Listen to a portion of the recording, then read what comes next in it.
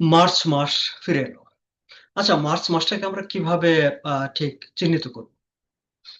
স্বাধীন বাংলাদেশের জন্মের মাস। বাংলাদেশের ইতিহাসের ঠিক ভিত্তিমূল স্থাপিত হয়েছিল যে সময়টায়, সেই মাস। আহমেদ হোসেন, আমরা যদি ঠিক প্রশ্নটা আপনাকেই করি যে মার্চ মাসটাকে আমরা ঠিক কিভাবে দেখব? কিভাবে যদি শিরোনাম করি, মার্চ মাসের শিরোনাম কি করব? ধন্যবাদ স্বাগত আলী সাগর। মার্চ মাস ব্যক্তিগতভাবে আমার পড়াশোনা থেকে যদ্দূর আমার জানা, আমি যদ্দূর পড়েছি, আমার জ্ঞান অর্জনের মধ্যে যদ্দূর জানা ঐরকম করে বলতে পারি এটা একটা উত্তাল মার্চ। মার্চের বলা যেতে পারে উত্তাল মার্চ। যখন পুরো বাংলাদেশ তার জন্ম হবে, একটি একটি মাতৃভূমি পাবে, একটা জনপদের মানুষ মুক্তি হবে। যার লড়াই অনেক আগে থেকে। আপনি কেউ হয়তো ৪৭ বলবে, ৫২ বলবে, ৬৯ বলবে, ৭০ বলবে। কিন্তু না, আপনি যেতে পারেন একদম সেন, মৌর্য থেকেও শুরু করতে পারেন। একটি জনপদের মধ্যে যে স্বাধিকার ব্যাপারটা বীজ তো অনেক আগে থেকেই থাকে। একটা জায়গার মানুষের রূপ, রস, গন্ধ একরকম থাকে। তাদের তাদের মুক্তিকামীর লড়াই অনেকদিন ধরে জিয়ে থাকে। ওটা আস্তে বড় হতে এই ৬৯-৭০ এর নির্বাচন পার হয়ে ৭১ এর যখন মার্চে এসে উত্তাল হয়ে যায়। এবং উত্তালের কারণ হচ্ছে যে সংখ্যাগরিষ্ঠ আ সিট পেয়েছিল আওয়ামী লীগ, তৎকালীন আওয়ামী লীগ। এবং সেটা আ আপনি সব ইতিহাসটা জানেন যে সেটা ঘুরপাক খাচ্ছে, দেবে না। আমরা তো সেই ১ তারিখে ইতিহাসটায় যাব। ১ আমরা তারিখে আমরা ১ সেই তারিখে ইতিহাসটায় যাব। ইনায়েত সাহেব মানে সংসদটাই বন্ধ করে দিল। মানে যদি আমরা ১ সেই তারিখ বলি। ইতিহাসটায় যাব। তার আগে হ্যাঁ। একটু দর্শকদের একটু বলে নেই যে, দর্শক, আপনাদের স্বাগত জানাচ্ছি আজকের এই আলোচনায়।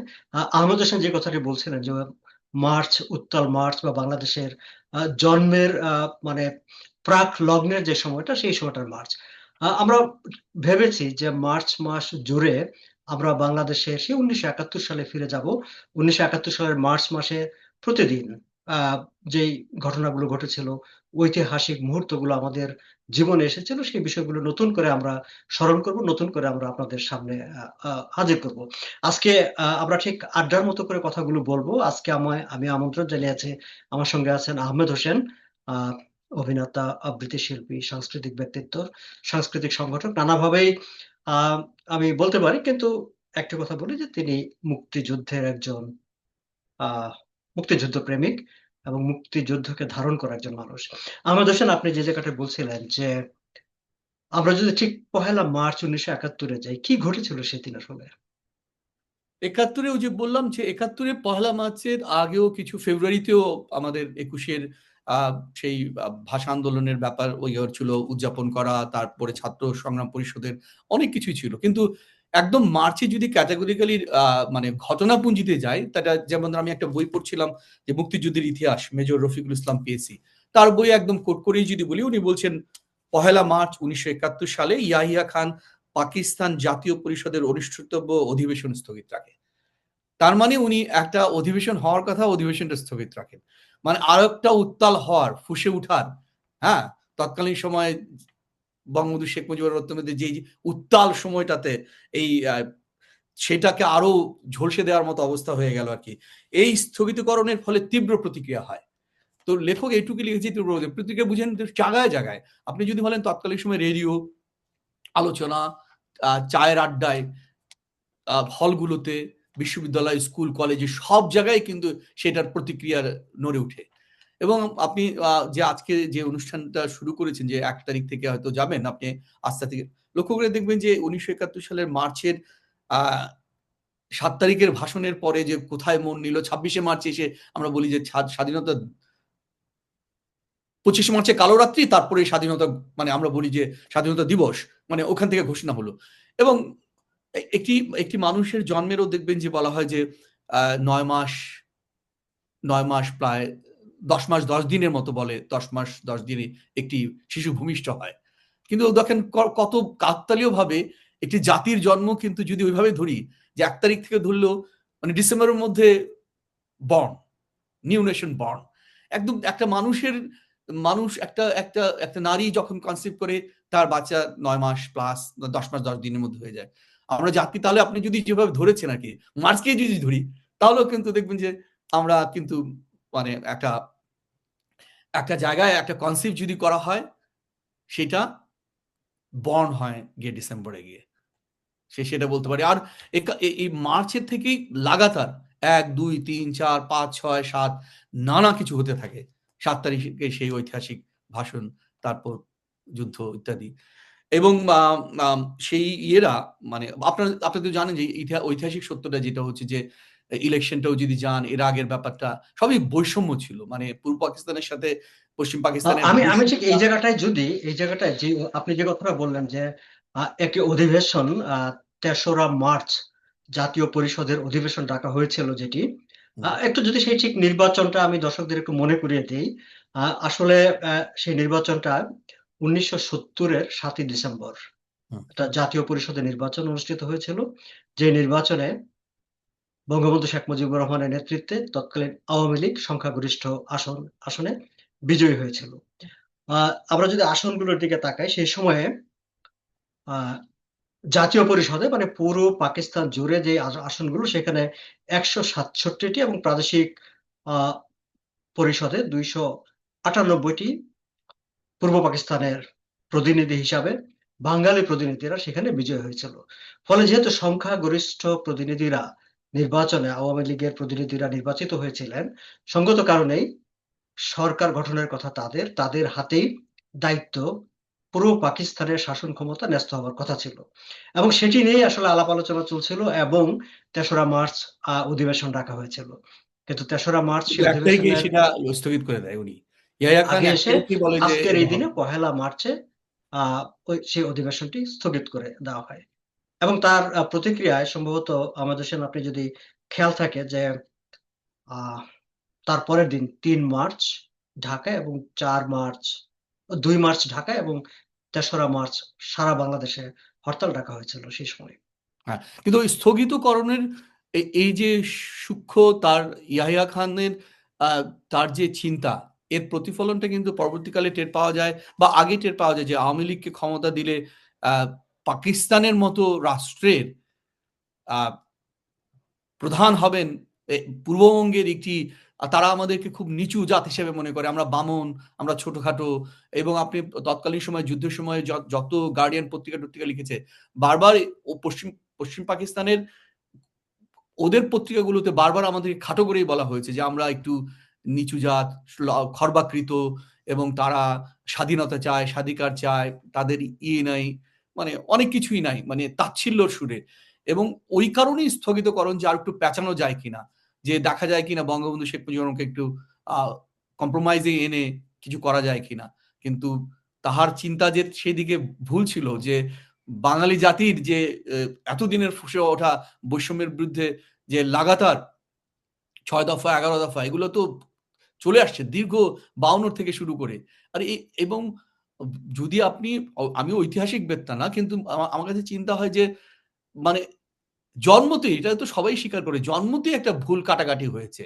যে রেডক্লিফ করেছে কাটাকাটিটা, এটা দাগটাই একটা ইচ্ছে করে ব্রিটিশ জিইয়ে রাখার জন্যে যে ঠিক আছে এইভাবে দাগটা হোক। কারণ অত দেখেন বাংলাদেশের মতো একটি জনপদ যেখানে আমরা আমাদের সংস্কৃতি বলেন, কৃষ্টি বলেন কোনোভাবেই পশ্চিম পাকিস্তানের সাথে যায় না। সেখানে এটা অ অনিবার্য ছিল এই যুদ্ধটা। সেটা ঐদিন ৭১ সালে না হলেও হতই হতো এবং আমাদের জয় আমাদেরকে কেউ দাবায় রাখতে পারবে না। আমাদের প্রিয় নেতা বঙ্গবন্ধু শেখ মুজিবুর ওইজন্য বলছে, "দাবায় রাখতে পারবে না। দাবায় রাখা সম্ভব না।" এটা এইটাই আমাদের ওই সেই মুক্তিযুদ্ধের চেতনার বড় স্পিরিটটা হচ্ছে যে আমরা হেরে যাই। মাঝে মনে হয় যে গেল, সব গেল হয়ে যায়। কারণ ওই গেল ব্যাপারটাও কি সাগর, ওই ভূখণ্ডের একটা চারিত্রিক ব্যাপার আছে। দীর্ঘ সময়ে ওইটাকে আ এই করে রাখা হয়েছে। সাম্প্রদায়িক বীজটাকে বপন করা হয়েছে। যাতে লুকিয়ে রাখা হয়েছে। শব্দ ধীরে কিন্তু শব্দগুলোও চেঞ্জ হয়েছে। পরলোক, মরহুম, প্রয়াত এগুলো খেলা হয়েছে। এই এই হিন্দুয়ানি জলোচ্ছ্বাস না পানিচ্ছ্বাস এইগুলো করতে, হ্যাঁ? গোলাপ জল না, গোলাপ পানি। এগুলো ছোট বিষয় না কিন্তু এগুলো করতে এই মানে আ এখনকার অবস্থা। কিন্তু তারপরে আমি যেটা বলছি, যেটার জন্য আমি আনলাম, ৭১ এ যেমন আমাদের জয় অনিবার্য, সবসময় মুক্ত চিন্তা এবং এই এই যে একজন একটা কথা বলছিল আপনার প্রসঙ্গ করে আমি বলি যে, আম এই যে সাম্প্রতিক সময়ে বাংলাদেশে যদি ফিরে যাই কিছুদিন আগেও, হ্যাঁ? তো দেখা গেল যে একটা বিপ্লব কে নানা রকম কথাবার্তা বলে ওরা বলছিল মানে সবচেয়ে বেশি বাঙালি জাতির এই ভূখণ্ডের যে স্থপতি তাকে নিয়েও অনেক তাচ্ছিল্য করা হয়েছে, অনেক অপমান করা হয়েছে। কিন্তু তাহারা এই জিনিসটাও পড়ে না যে যারা হেরে গেছে তাদেরও বই লিখা আছে, কিন্তু প্রত্যেকে কিন্তু বই লিখেছে। আমি জানি না ইয়া লিখেছে কিনা, প্রত্যেকের বইয়েতে বঙ্গবন্ধুর অবদানের কথাই বলা হয়েছে। এখন তো চ্যাট জিবিটি আছে, এখন তো জেমিনাই আছে, এখন এআই আছে। আস্ক জেমিনাই যে was the contribution of Bangabandhu Sheikh Mujibur Rahman, দেখো ও কি বলে, দেখো ও বলে কিনা যে তোমার না 47 আমার ইনকলাব জিন্দাবাদ এগুলো বলে কিনা, দেখো ওখানে বলে কিনা চ্যাট জিবিটি এআই। তো আপনার কাছে আপনার এই অনুষ্ঠানে ৭১-এর ১ তারিখের কথা বলতে গিয়ে এই কথাগুলো সঙ্গত কারণে বললাম যে আমাদের হারাবার ভয় নেই, জয় আমাদের সুনিশ্চিত, দাওয়ায় রাখতে পারবে না। নিশ্চয়ই।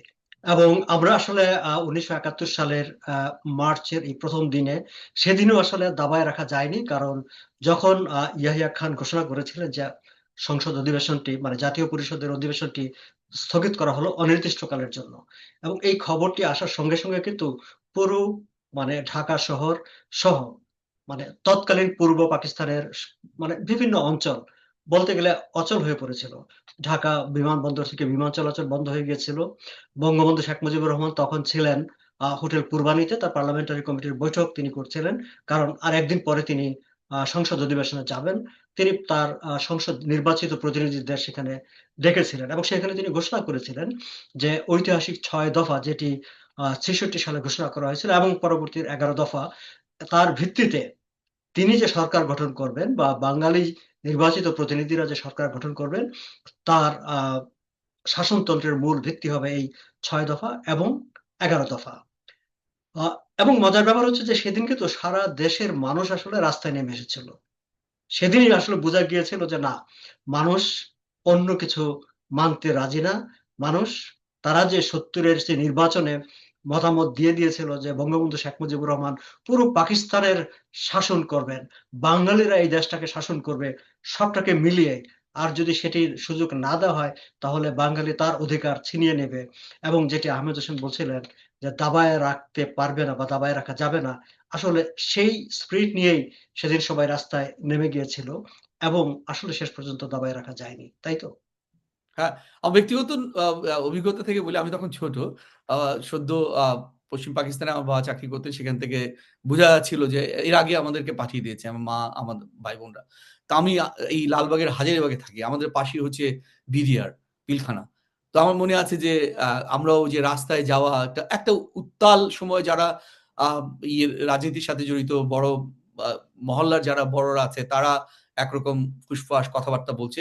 কিন্তু আমার আর অদ্দূর মনে নেই। কিন্তু ২৬ তারিখে সকালবেলা ভোরবেলা কাকডাকা ভোরে যখন পালিয়ে যাই, এই অলি-গলি পার হয়ে গ্রামের দিকে যাই, সেখান থেকে পুরো ৭১ টাই আমার আম গ্রামের মানে প্রতিদিনই দৌড়ের উপরে থাকতাম। মানে এক গ্রাম থেকে আরেক গ্রামে যেতাম এবং এক পর্যায়ে তো জুন-জুলাইয়ের দিকে হয়তো আমাদের বাড়িটা পুড়ে দেয়, পুরা গ্রামের বাড়িটা, শহরের বাড়িটাও। সবকিছু মিলে মানে ৭১ এর মার্চ বলেন পুরোটাই মানে ওই আ ৮-১০ জনের মধ্যে একটা কিশোর ছেলে কতটা দৌড়াতে পারে। দৌড়তে, দৌড়তে এক গ্রাম থেকে আরেক গ্রামে যাওয়ার যে আমার যেই মুক্তিযুদ্ধের স্মৃতি এবং কষ্ট। আমাদের ফুবার বাড়িতে একটি মুক্তিযুদ্ধের ক্যাম্প ছিল। এনায়েত করিম বাবুল আপনি জানেন যে টরন্টো শহরে থাকে। তার বাবার বাড়ি মানে তাদের বাড়িতে একটা মুক্তিযুদ্ধের ক্যাম্প ছিল যেখানে ওই আ আ নাসিরুদ্দিন ইউসুফ বাচ্চু উনি কমান্ডার ছিলেন এবং অনেক লোকেরা থাকতো। তো আমাদের আচিভাওয়াল থেকে নিমতলী যে গ্রামে ক্যাম্প ছিল মাঝে, মাঝে ওইখানে চলে যেতাম। মানে প্রায়ই তো বলত না মিলিটারি আসে, মিলিটারি আসে। এটা একটা ব্যাপার ছিল। মিলিটারি আইলো, মিলিটারি আইলো। তখন আমরা দৌড় দিতাম। আর এটা কেরানীগঞ্জ তো ঢাকা জানেন তো যে হাজারীবাগ থেকে শেল মারলেও তখন যেত আরকি। তো আ মার্চের ১ তারিখ থেকে আমরা বুঝতে পারলাম যে আমাদের মনে হয় জীবন আ কোথায় গেল একটা যুদ্ধের মধ্যে আ আমরা ছিলাম এবং স মানে আপনি হয়তো পরে আমি জানি না পরে ১৬ তারিখ পর্যন্ত মানে ডিসেম্বরের কথা বলছি আরকি। ১৬ ডিসেম্বরের এখনো মনে আছে যে বিজয়ের যে আনন্দ চিন্তার বাইরে। সেটাই। ধন্যবাদ সাগর। না, নিশ্চয়ই অনেক ধন্যবাদ আপনাকে। দর্শক আমরা প্রতিদিনই এইভাবে আ ১৯৭১ এর ২৬শে মার্চ ১৯৭১ এর পুরো মার্চ মাসের বিভিন্ন দিনের ঘটনা প্রবাহগুলো নিয়ে কথা বলবো এবং একই সঙ্গে আমরা আমাদের বর্তমানের যে ভাবনা অনুভূতি সেগুলো আপনাদের সঙ্গে শেয়ার করব। আশা করি আপনারা আমাদের সঙ্গে থাকবেন। আহমেদ হোসেন, আপনাকে অনেক ধন্যবাদ। চমৎকার করে মুক্তিযুদ্ধের বিষয় নিয়ে, ৭১ এর বিষয় নিয়ে আপনার নিজস্ব মতামত এবং ইতিহাসের ঘটনা প্রবাহ আমাদের সঙ্গে শেয়ার করার জন্য। ধন্যবাদ সাগর।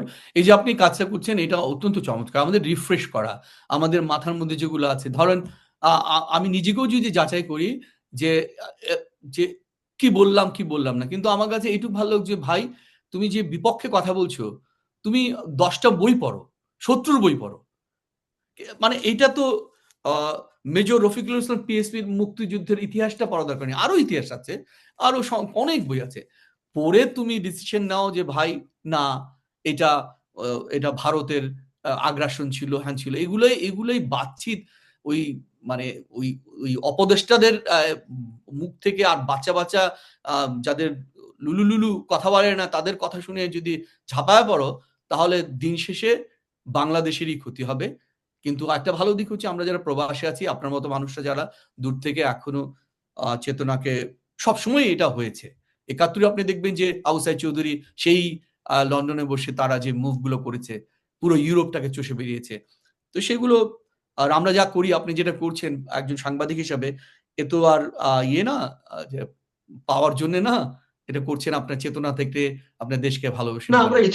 ইতিহাসকে চর্চার মধ্যে রাখতে চাই, মুক্তিযুদ্ধকে চর্চার মধ্যে রাখতে চাই এবং মুক্তিযুদ্ধকে সাধারণ মানুষের দৈনন্দিন আলাপচারিতার মধ্যে রাখতে চাই। সেই লক্ষ্য থেকে, সেই উদ্দেশ্য থেকেই আসলে এই ধরনের আলোচনা করা। অনেক ধন্যবাদ আপনাকে। দর্শক, আপনাদেরকেও অনেক ধন্যবাদ। নিশ্চয়ই পুরো মার্চ মাস ধরে ৭১ এর চেতনায় আমাদের সঙ্গে থাকবেন। আপনার চেতনায়, আপনার চিন্তায় ১৯৭১ মুক্তিযুদ্ধ, বঙ্গবন্ধুকে সঙ্গে রাখবেন। ধন্যবাদ সবাইকে।